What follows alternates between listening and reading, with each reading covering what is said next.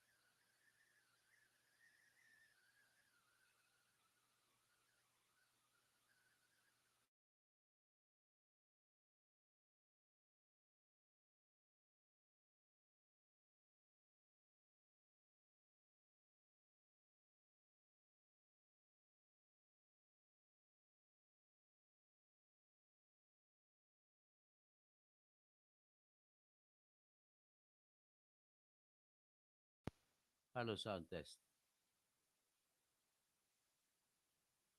Hello, sound test. Wala. Ayan. Okay. Dito na 2 minutes na lumipas. Ang ating pag-usapan ng nagkaroon ng tanungan, isipan, ikinumpara mo sa ginagawa ni BBM na palusot sa flood control project kung saan klaro siyang guilty. Ay ganon din ang ginawa niya sa panahon ni Percy Lapid nung namatay si Percy Lapid. At siya rin ang nag-utos, si BBM din ang nag-utos na ipa-autopsy test ulit ang katawan ni June Villamor na siyang naghanap ng killer para pumatay kay Percy Lapid.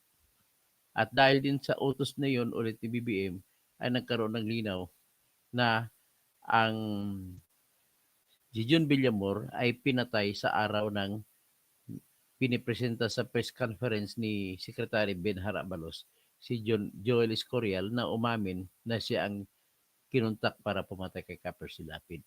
That was on October 7, kung hindi ko magkamali. So, sa mga tanong na yun, tapos nireview ko yung mga mga tira ni Percy Lapid, ay may mga banat din.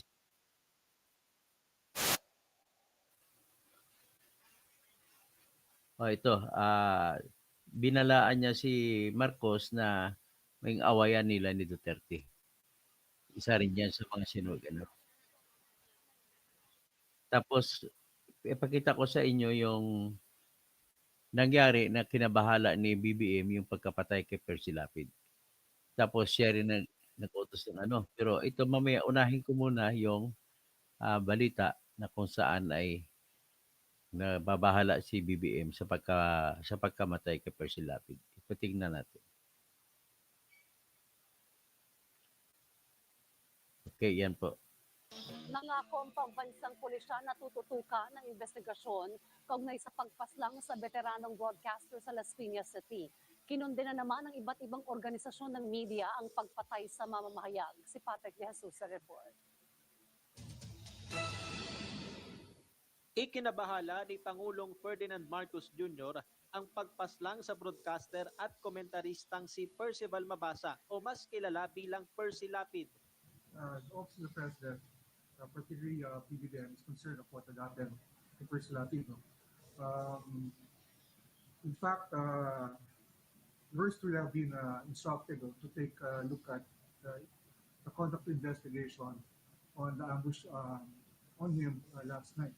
Pinagbabaril ng riding in tandem pasado alas 8 si Mabasa habang nasa loob ng kanyang sasakyan sa tapat ng gate ng isang village sa Las Piñas City. Bumuo na ng Special Investigation Task Group ang PNP hinggil sa kaso. Patuloy namang kinakalap ang CCTV footages sa lugar upang makatulong sa pagtukoy sa pagkakakilanlan ng mga sospek habang na-retrieve din ang dashcam ng biktima. Ganda naman ang pakikipagtulungan ng pamilya sa amin. Nakanda kami ng pinagpapatuloy namin ng investigation. Napupunta pa kami sa pinagsatrabawan niya sa DWDL sa Mandaluyong.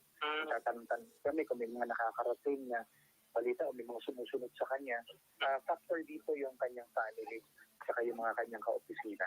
Tiniyak ng PNP na tututukan nila ang kaso at bibigyang hustisya ang pagpatay kay Lapid na isang miyembro ng media. While his work as a radio commentator involves discussion of critical issues, we cannot fully conclude as of this time that the motive is work-related, but we are exploring all possible angles as of this time. We assure our media colleagues that the PNP prioritizes the security of those working in the media industry. The PNP media vanguards will directly oversee the course of investigation of this incident. Sinabi rin ng DOJ na mag-iimbestiga ang NBI sa kaso. Kinondena naman ng iba't ibang media organization ang pamaril kay Percy Lapid. Sinabi ng Presidential Task Force on Media Security na tututukan nila ang kaso hanggat hindi nakakamit ng hustisya. Ang National Union of Journalists of the Philippines nanawagan sa mga otoridad na panagutin ang mga nasa likod ng pagpatay kay Lapid. Hustisya rin ang panawagan ng pamilya ni Percy Lapid na lubang nalungkot at nagalit sa nangyari. Isaan nilang mabuting ama, asawa at kaibigan ang pinaslang na broadcaster. Patrick De Asos para sa Morning Show ng Bayan, Rise and Shine, Pilipinas. So, yan po yung balita nung pinupursige. Pero kung mabalitaan natin, kung maalaala natin, kung balikan natin yung mga vlog ni Percy Lapid na napakarami po niyang vlog na kung saan ay binabanatan niya si Marcos. So, pakinggan muna natin siguro maiksi. Ang nangyari ito, binabanatan si Marcos at saka si Duterte.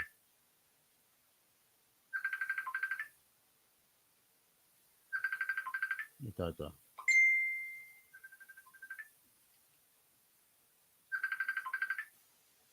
Sabi nito, delikado si PBBM kay Duterte.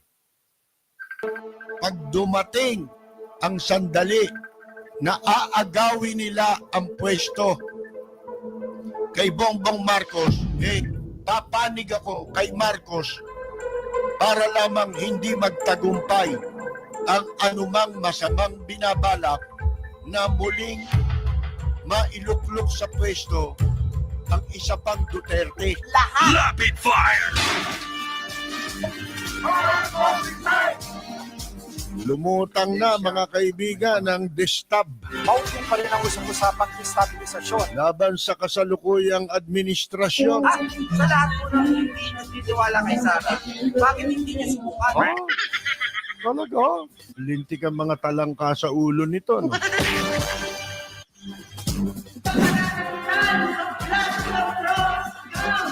Si Amy Marcos po, sunod-sunod na ang banat laban sa administrasyon. Panandahiman, panggigipit sa hindi kaunlado, pagkakanulo ng kapwa Pilipino, pagkakit sa dating Pangulong matandang may sakit upang ihatis lamang sa bansang dayuhan, pagsagsag ng piso, paglaganap ng gutom, paghihingalot ng ekonomiya, at pagsasama ng bahala sa taong bayan. At narito, bumanat din siya sa kapatid niyang presidente. Mababasa naman ng lahat ang mga testimonya ng aking ama patungkol sa kanyang ugali at gawain. Noon, dahil may tatay pa kami, hindi ko pa siya responsibilidad. Noong tumatanda So anyway, itong mga presentasyon ito, ginagamit ito ng mga kalaban ni Duterte. Halata na AI. Buhay patay na po si Percy Lapid nung ginawa ito. So anyway, pinipresenta ko lang ito para ipresenta yung nagkaroon ng issue na tinutulak na si Duterte na papatay kay Percy Lapid.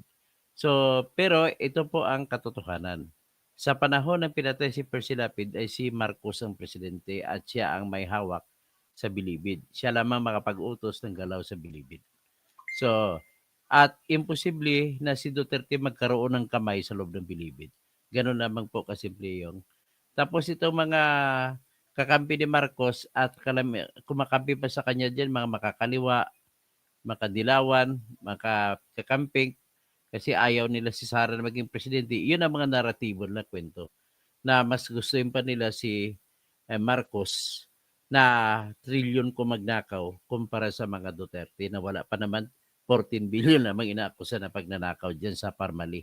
So, nevertheless, inuungkat ko ito ngayon para usisain natin ito saan ba nagugat ito. Pero kung ako tanongin nyo, si Marcos po ang may kasalanan ng lahat dahil siya lang, simple lang, siya lamang po ang may control sa Bilibid. At marami pong mga bira si Percy Lapid laban sa kanya. So, ganun lamang po ang ating titingnan na maigi. Sa sunod, alis na muna ako. Mayroon lang akong gagawin at ibabalikan ko po ito. Maraming salamat po.